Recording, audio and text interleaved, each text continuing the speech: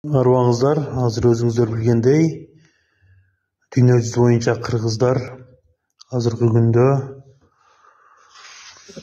биз азыр Кыргызстан колдонгон кирилл алфавитин, ошол учурда кытайлык кыргыздар мына Оогандагы кыргыздарыбыз араб алфавитин, Өзбекстан, Түркиядагы кыргыздар кайсы бир деңгээлде латын арабин колдонот. Бул кытайлык кыргыздардын алипбеси, мынакей алипбе дейт. Мынакей сонун нукура кыргызча. Анан бул оңдон солго кетет, бул араб жазуусунда билесиздер. Бирок мына окусак кыргызча эле. Киришүү, мына алфавиттер ар бир тамга кете турган. Мына эми бул албетте Кытай мамлекетинде жашагандан кийин ал мамлекеттин өзгөчө бир белгилерин кошуп коет.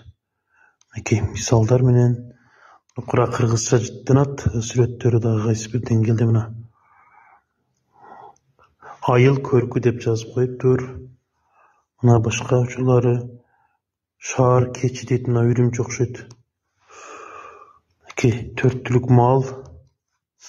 Ошондой эле эң өзгөчөсү мынакей ошол кездеги мектеп формалары. Эми азыр ушул жазууну колдонот, бирок формалары бир аз кандай болуп калды экен, бул 5-6 жылдын мурдагы чыккан алиппе. Ошол бул